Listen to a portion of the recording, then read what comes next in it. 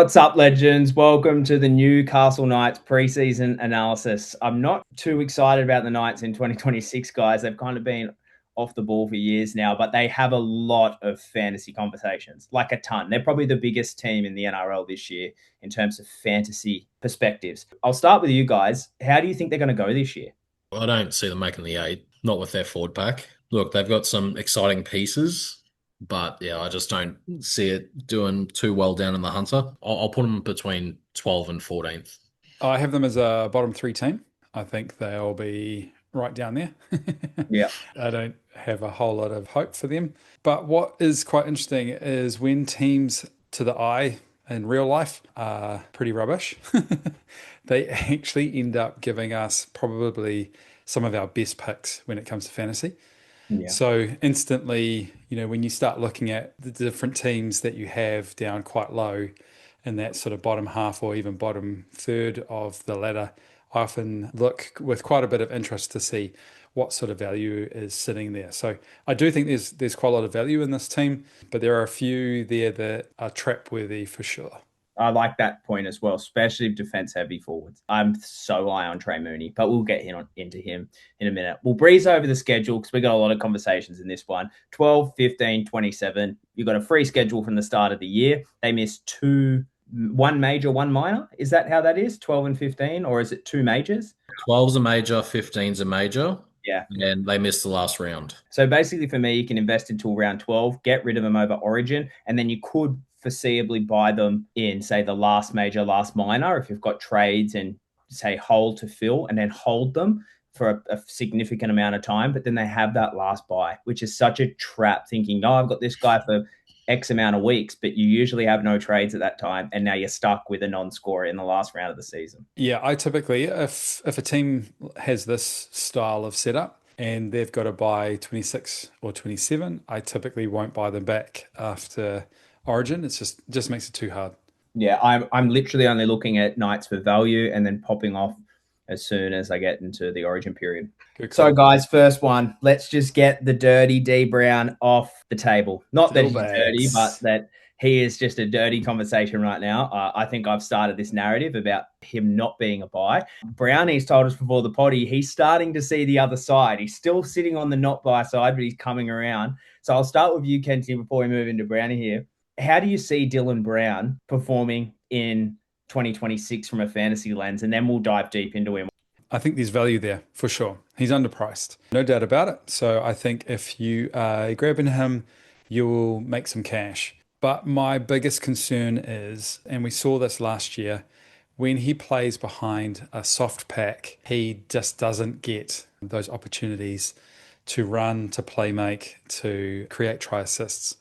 That would be my biggest concern for him. So people are kind of saying he's just come off one of his best runs with the Kiwis. Totally agree. And if this was a Kiwis team that were playing in the NRL, I would absolutely buy him because he's playing behind the best forward pack in the world. Second best. Australia. No. I absolutely do not believe that. And no matter what you say, there is no way the Aussie forward pack is better than the Kiwis right now. Ooh, anyway. No, not right now. Definitely. In this year, 2025 off season, Kiwis were deadly. Yeah, I'm glad we didn't have them in the comp. He was behind a really, really strong forward pack. And then you also got to look at the opposition. They were softening also. So it did inflate what he was doing for the Kiwis. Now that he's at the Knights, you could argue pretty happily to say that they've possibly got one of the worst forward packs on paper right now. How that plays out, it's anyone's guess at this point. But going off what we know, they've probably got the worst pack.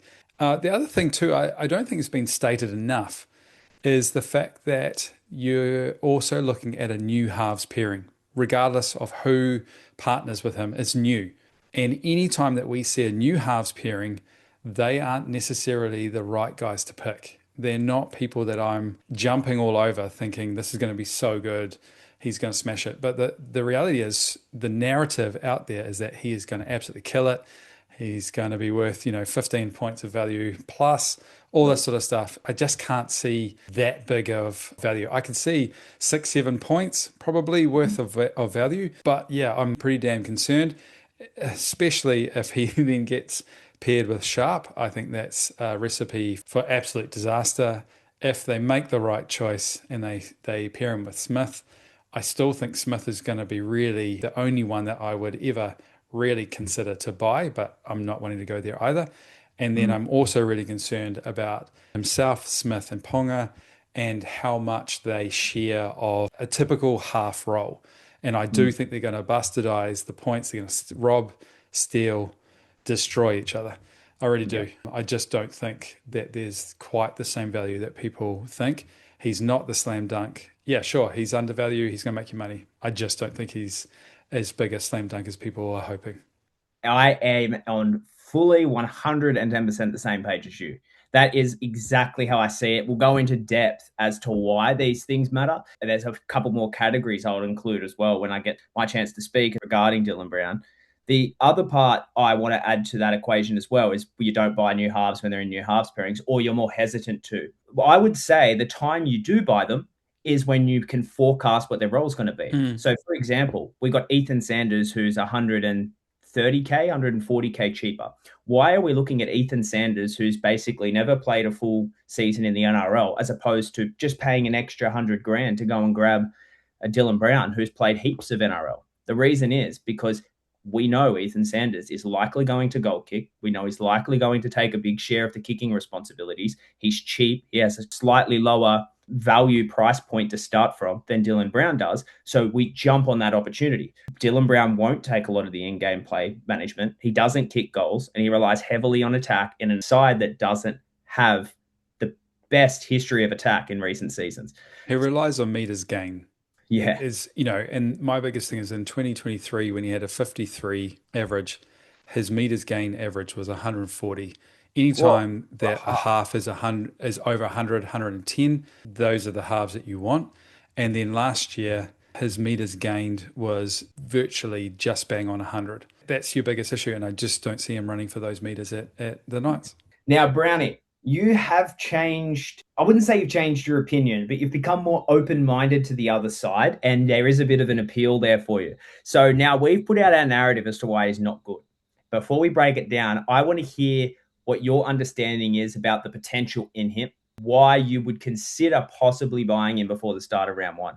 If you're looking at mid-ranges, right, this is all about placement and trying to fit whoever you can in your team. If you can't afford, say, a Mitch Moses or an Adam Dewey from the get-go, right, and you want to go a big gun in Cleary, you can't trust Sanders. Brown, for me, is probably on the upmarket of the mid-ranges you could really look at when it comes to value. He's priced at 36. In 2024, he averaged 48.8. Could round that up to a 49. That's when the Eels forward pack was starting to decline. And last year, you could kind of say was like a null and void year for him in respect that he knew he was leaving. And I don't think he really gave it his all. So in that retrospect, and I even said this in the preseason when they signed Dylan Brown on that monstrous contract, which I still can't get my head around. If you have a lineup of Ponga, Sharp, Brown, Chuck Sandon Smith in there, these guys are fast, they're electric. I'm tempted to see how they play. I think it's going to be fast-tracked. They're going to be quite cohesive once they get around to it. I don't think it's going to happen straight away. But the way I see it, they've got their buys in round 12 and round 15. What I can see kind of happening, if you cannot afford a Moses or a Dewey, Brown is not a bad buy. You can buy him from the get-go. I can't see there being much risk because he's only priced at 36. And I think there's going to be situations there where he could pop off. I would ride him up until the round 12 buy, and that's when I would look to offload him. He's not in my side. I'll just say that. It's exciting, and that's what I like. But I'm on the iffy side as well, just as much as you guys. And I can't see him being a season-long investment. Yep. That's why I'm not pursuing him. I'm trying to work things around that. If people are stuck, he's not the worst option whatsoever. And I would agree that it's definitely not season long. Even in those years that he has a 50-plus average, he only has a purple patch of about 5 games at best. So really what you've got to do is probably look at who he's playing against. Like say in 23, he had a purple patch against Knights, Titans, Raiders, Rabbits, Cowboys. And in 23, those were not great teams. And then in 2024, he had just real little smatterings of better scores. And again, they were against one of his better scores was against the Storm, but that was only a 47, so not great. And then he had Dragons Tigers where he had a 77 and then down to a 37. So he really has to be up against like the worst kind of teams. And then he had like a little patch last year against Sharks, Dolphins, Knights, all crap teams. And for his 50 average just in that run of three. So basically, what I'm trying to say to you is, if he's playing the Sharks, if he's playing Knights, not Knights, Dolphins, if he's playing rubbish teams, basically that's the only time that you should be really looking at purchasing him, in my opinion. Yeah. I think it's safe to say that his best game of the first, say, 5 rounds is going to be in Vegas against the Cowboys, and then he's up against it for 4 games in a row. And if he scores against weaker sides, this is going to be a huge misconception. I think he'll come out and he'll do well against the Cowboys. That's what I think. And then he will drag people in for trades. He will confirm the people that bought him. They will put emotional connection into Dylan Brown. And then all of a sudden he will go to, won't say the word, but we know where we're going with that. So first thing is team trajectory matters. In 2022, Dylan Brown that was with the Eels, they were in the grand final, he had a 53.7 average at 5'8". In 2023, the team moved down to 10th. He had a slight drop in his average to 53.3, but that forward pack stayed the same. Then in 2024 and 2025, he decreased all the way to 43.9 at 5'8", and then 39.5 in 2025, which is why he is priced so low now to start the season. I think that is a massive issue. Now, people always say, oh, but what about the with and without Moses factor? And that is a null and void factor to me, because in 2025, he actually averaged 40.2 with Moses and 35.9 without Moses. All about the forward pack he plays behind. So as we said before, grand final and 10th, the forward pack of the Eels stay the same. 2022, 2023, Brown averaged 53.5 at 5'8". In 2024 and 2025, when Eels were spoon bowl, and then last year where they started to kind of get a bit better, but it was Riles chop and changing everything every week to find a team for this season, he averaged 41.7 average across those games, 11.8 decrease in his average across 2 seasons. So for me at the start, that's a big red flag. Yeah. The next part is Knights are not a revival club. And this is easily summarized. Nathan Cleary at the Panthers, if he moved to the Knights this year and played at halfback, would he average the same as he does at the Panthers or not? I don't think so. No, he'd still be a great player. He'd still average well. He'd still do well, but he would not be Nathan Cleary at the Panthers. He'd be Nathan Cleary at the Knights. So that is the exact same scenario we're seeing here, is we're seeing him leave the Eels going to a Knights, a worse team. A big turn off for me as well. It's another red flag. Next red flag, there is no role clarity. We know he's 5'8", but we don't know who he's playing with. As you said before, Kenty, they haven't had time to gel. We haven't seen them together. We don't know what they're going to do on the field. We don't even know if it's going to work. And their attack has been horrible for years. They've also got a new coach. So the whole systems are going to change. It's something they have to get used to there. They've got new forwards. They lost KPP and Leo Thompson, which were 2 of their biggest bodies in that forward pack. They've also got a new attack coach, which is going to be interesting also. Yeah, that's actually an interesting point as well, isn't it? That'll probably improve their attack over time. Over time, but initially we're talking about him being a purchase from round 1. Yeah. We don't know what that actually looks like from a new attack coach. Right, exactly. And that leads into system cohesion risk. So I think what you're going to see is a lot of mistime runs, mistime passes, overrun lines, things like that early on that just create a lot of frustration. Maybe not in Vegas. Maybe it'll be a little bit different because Vegas has the smaller field, so they're a lot closer together. The line running is different, which could actually also restrict Brown's attacking upside. The history of fantasy suppression at the Knights is real as well. Kalen Ponga has been down. Bradman Best has never averaged over 50. Dane Gagai has been down unless he has goal kicking. The only exception to the rule has been Fletcher Sharp for 1 season. Dominic Young is down. Jack Cogger left the club. He was down. He was meant to be their halfback solution. So what you see there is a history of suppression in the back line because they're not getting any attack. Do you think that Jack Cogger will be any different to Dylan Brown? Is the position I take. I think that we're going to see Dylan Brown become the Newcastle Knights Jack Cogger. That's why I put Jack Cogger in the little analysis thing that I did. The next part is the attacking upside illusion. How can you attack and score points from attack when you're constantly retreating and standing behind the posts? I would say with all of that, we go way deeper into my article on Instagram, guys, listeners, by the way, like I'm kind of fringe reading this to keep the podcast smooth. I think the general verdict for all three of us is that at best, we can understand that there is value in Dylan Brown. The argument is how much will that be? We understand why people would take that risk in round one. I would say that we're all in agreement that a watch is probably the best idea. Because if it was anyone else and not Dylan Brown with the exact same stat profile, I'm watching. I think Dylan Brown, the household name interest, being cheap, moving to a new club, playing so well for the Kiwis in the offseason, has really, really pushed people into thinking he's a buy. I do think that the biggest opportunity we have with Dylan Brown is to anti-pod him. Yeah. I really do believe that. I mean, the guy is owned by, 36+% of the game. So if you're anti-podding him, and yes, you might have to write out one or two decent scores that'll suck more people in and maybe push that further to 40 or beyond. But I do think one of the best things that we can actually do, and where I'm looking at, is actually anti-podding him.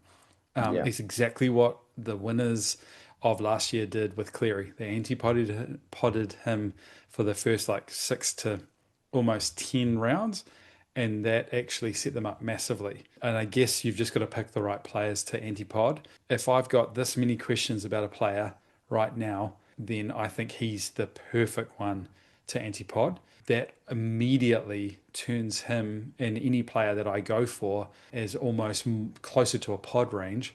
Because if I don't have him and he fails and 40% of coaches have him, I'm winning. That's one of the biggest opportunities I see with Dylan Brown right now. On your point too, that red flag of the situation and the team he plays in and how much that impacts him. That isn't just NRL, that is sport. I'm a sports fanatic, so I follow just about every sport known to man. Maybe not lacrosse, but just about everything else. And the reality is that in the NBA, you can watch some of the best players absolutely smash it. They get traded or they move or they take big money. They go to a team that is an up-and-coming team. So they're building and suddenly their numbers are rubbish. There's no way that they changed their ability, their talent within months, of being best in the NBA versus now only middling. Why would we now think that Brown's going to be any different? Yeah, that is so true. And it goes back to that phrase that I started really using a lot more this year with advice to coaches in our Blindside Faithful, is that the player means less than the environment that they're playing in. You can take any good player from any team and you put them in a certain environment and it could change the whole way that they play, the way that they're used by the coach, the systems that they play in. So the player is tick number one. If you've got the value there, now you need to see what we always keep repeating this preseason, what their role is, what their value looks like. First 5 games of the season, what does their forecast look like? And really get a good picture of, am I just praying or hoping, like you've been saying, Kenty? And it was so good, to be honest, talking about this Dylan Brown perspective and having Brownie have that time to be like, I may have seen the other side. Because even though we've swarmed this with negative press on Dylan Brown, we came to an agreement at the end where we've got value. We don't know how much. He's a watch, but Brown was able to articulate Brownie was able to articulate that there is an element to why he is a buy. And I think that's important because we've had like a clash of ideas here rather than a bit of, say, bias in one side. We played this game for so long. All of us collectively, it's like 37 years of experience in NRL Fantasy. It's like we see something, we see it, we say it. It's like universal agreement says a lot about a player, I think, on this podcast. I may just pick him based on his last name, to be honest. Oh, true. Well, then he will come last, won't he? He probably average more akin to Braden Trindle if you buy him. But no, next, let's get off Dylan Brown. I think he is well and truly covered. I'm not going to say his name again for the rest of the year, unless, of course, I buy him in round 2 because I just made a Haas call again in 2026. We'll see. We'll go to you here, Brownie. Who is a player of interest for you in this Knights side? Trey Mooney, 100%. It's been known now he was highly targeted by the Knights and they acquired him. Now, he's only had one game at starting prop. He played 19 minutes for 21 points. in round 4 in 2025, which doesn't leave a lot of people kind of invested just by the numbers. From what I can see, like he played a game at lock, so prop and lock, you could argue they're not very different positional wise, right? He played 44 minutes for 64 points. This is the thing. He has a PPM of 0.99. He's predicted to get the starting prop role. From what I can tell, he's going to play probably around that 55 minute mark. He's priced at 33, 450k, so right in the guts of being a mid-ranger. But this guy is going to serve every coach well who purchases him, because if he's dealing out a PPM of 1 and he plays 50 to 55 minutes, you can definitely guarantee he's going to score you in the high 40s, low 50s every single game. Yeah. He is an absolute workhorse. Always rated him as a player, but he's just never got the opportunity at Canberra. But now he's got the opportunity at the Knights, and man, he is going to absolutely kill it. I personally think that's the most underrated signing of the year. I think Trey Mooney is an amazing signing from the Knights, and they need more of that. Like, he will average better than Leo Thompson did in this Knights pack. That's my guess. Price at 33. A little thing I do with, say, players' stat profiles like this, where it's a lot of like completely fluctuating minutes, a couple of different positions, not enough time in the career to really get a gist of what they are. On the surface, it's a 0.99 ppm. And that looks great. But what we can get caught in there is that there's like Tui Kamikamica would have a good ppm. People that are irrelevant. So what I do is I will go to the minutes over tab in NRL Fantasy Stats, and I'll literally just go through every category there, 30 to 70 minutes. At 30 minutes, he's a 1.01 ppm. So great. We confirm that 0.99. You move it up to 40, he now jumps to 1.32 ppm. You move it up to 50, it's 1.33.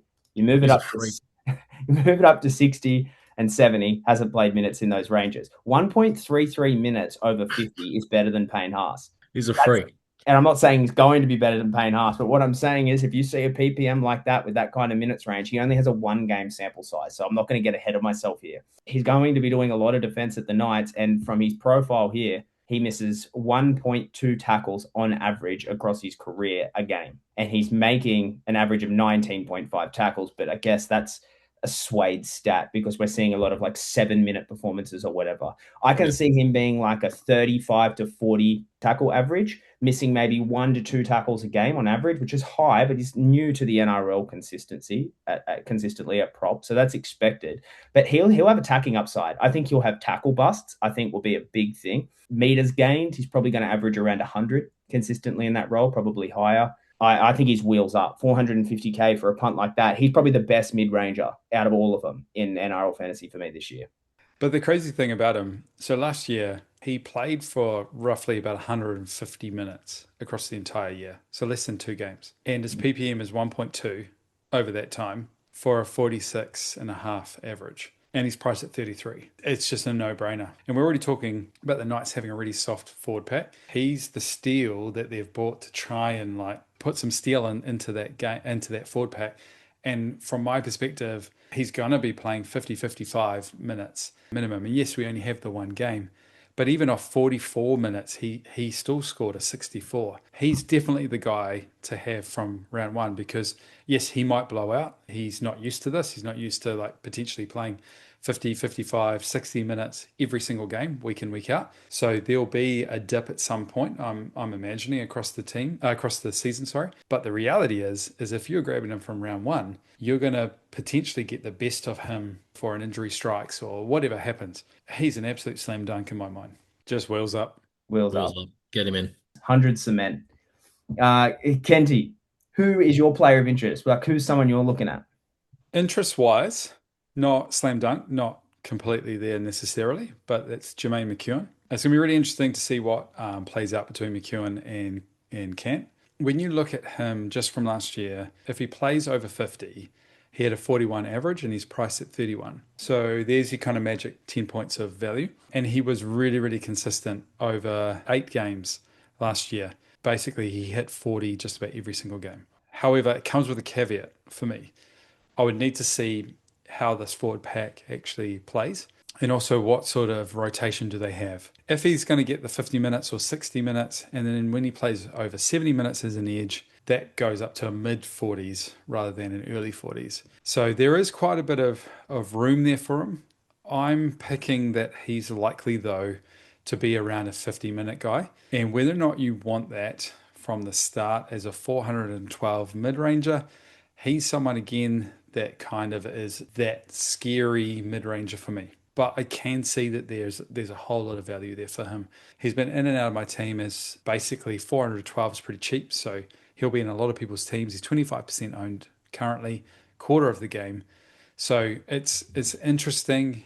He's definitely got value there. It's just how that's going to play out. And again, he fits that bill of what I keep saying to our listeners. Be really careful about your mid-ranges. Make sure you don't have too many of these types of mid-ranges. He's a prime example of that low 400s, high 300s that could become a plodder that gets really hard to move out of your team. And I think he's got major risk of being a plodder. He could have major risk of playing 3-4 games and then they go in a different direction. Thomas Cant comes in and becomes the first choice. It is going to be really interesting. What about you, Brownie? Anything to add there on McEwen? I'm going to shift straight to Cant after this because I'm really high on him. I purchased McEwen at the back end of last year, and I had him for, I think, 6 or 7 games. And he was really low ownership, so I was pretty surprised. And he did really well for me. Looking at their predicted best 17, there is a world that both him and Lucas can both play 80 minutes. And I only say this because we don't know the halves role yet. There is a possibility that Sandon Smith can play from the utility number 14 role. Does that mean Crossland plays a full 80? I don't know. I don't think so. But that also means that the likes of Croker, Brodie Jones, and Thomas Cant are going to play from the bench. Now, Croker and Jones are historically front rowers. Jones, we've seen, can play a bit of second row, but not preferred. Thomas Cant's natural position is an edge forward. He is a second rower. But I dare say they could and probably will utilize him up the middle as well, where they've lost a lot of firepower. For the fact that he's 412k, there's not much risk if you do go McEwen. He is priced at 31, as Kenty said, and there is every possibility that if he plays 80 minutes, he will average over 40. Now, I don't know which side he's going to be on. I dare say Lucas is 12, isn't he? Lucas so to be right. He'll be playing right side. McEwen will be right side, much like KPP's role last year. Yeah, the way they lined up last year, it would be Smith. I don't mind him as a shout. He is cheap enough to have the punt on. Priced at 31, there is a world where he does play 80 minutes. I don't mind him. I would never talk anyone out of him. If they had him in their team, I'm not going to point him out as someone that they need to get rid of. He shows that potential of likely being a plodder. That's personally why I don't have him in my team at this stage. But I could be 50 grand behind the people that buy him early. You know, it's like it could go either way, this one. But it kind of takes me to Thomas Cant because he is a super underrated option here that no one's looking at. 0.47% ownership. And for good reason, no one's looking at him. But you could look at Jermaine McEwen's ownership percentage and likely swap that to Thomas Cant, if not higher, if Thomas Cant's selected. The reason I say Thomas Cant, he has a 5-game sample size of starting the second row in 80-minute performances. Flat out 80 minutes starting. 52.6 average, priced at 33. He has nearly 100 meters gained, except for 2 games where he was under 70, which I don't really see why, but there's basically no attacking stats in him. He's only scored under 50 once, and it was a big floor of 29, but it's 76, 50, 56, 52 in this 5-game sample. It was just tackles. So that 29 floor was 37 tackles and 8 missed tackles. Right, yeah. I guess he is prone to that because he has another 6 missed tackles against the Bulldogs where he's still netted a 50. 50, yeah. Yeah, so like 3 turnover tackles. So this guy is just he's a rock in defense. And if 440k for 28k more than Jermaine McEwen, I would much rather someone that's played the 80-minute role, has proven in the role to a degree. And then the other part of this too is this rule change, guys, with the interchange, the 6 players. So I actually don't think utilities are going to be a thing anymore, like what you said, Kenty. I think that they're irrelevant now. They're not even going to be a thing. What coaches are going to do is they're going to whack another forward in there, and then they're just going to pick and choose who they want from those extra men to throw in there. What I can see here happening is that a lot of teams are going to want big minute players starting. Let's say, especially your edges, because where do you really, if you're a weak defensive side, where do you want to be using your rotations? In the middle. Because they're the people making all your tackles. So 80 minutes for Lucas, 80 minutes for Cant. they use their rotations in the middles, and if there's any injuries anywhere else, they'll throw out the utility with the extra men on their bench. But is there anyone else, guys? Is there anyone else you want to talk to? I think we could quickly breeze over some that are irrelevant so that we don't get stuck.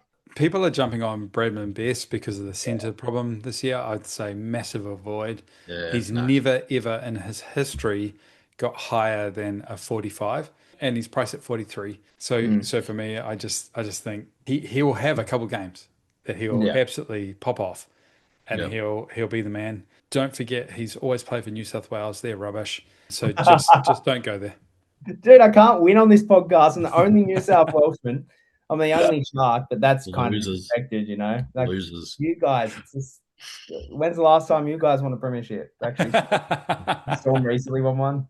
Look, I think you can avoid Ponga because of this recent injury news that he's got.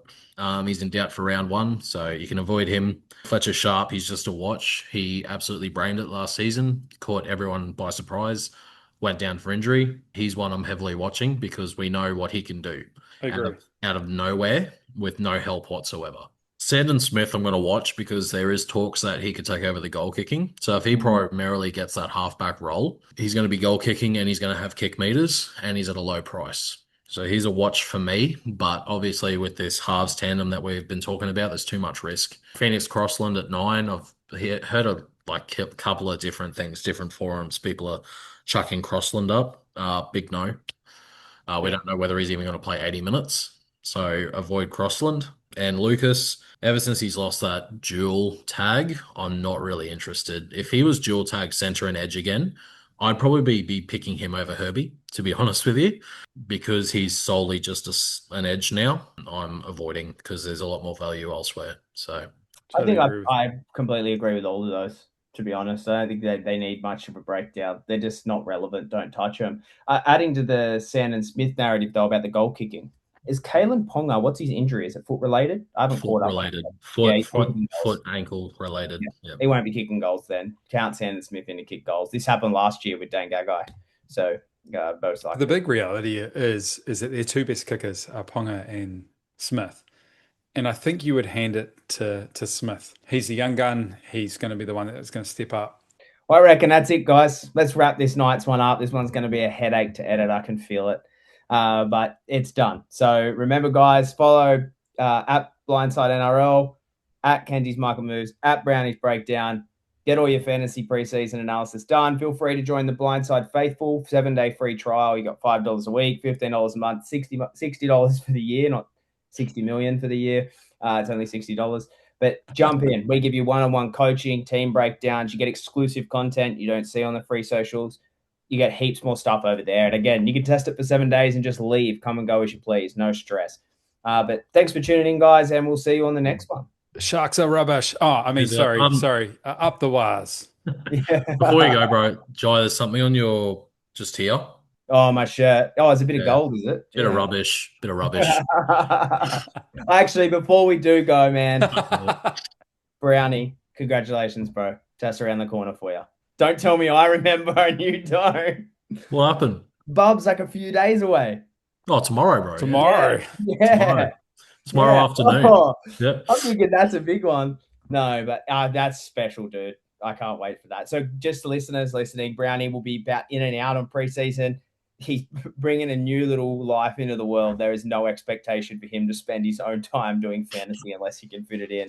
I will be cracking this behind the scenes. He's getting fired if he has more than 5 games. If I know Brownie, he's going to fit this in. Yeah. No. I'll be taking him out and I'll be just on fantasy like, oh. Yeah. All right, guys. We'll catch you on the next one. Up the storm. Up the Sharks.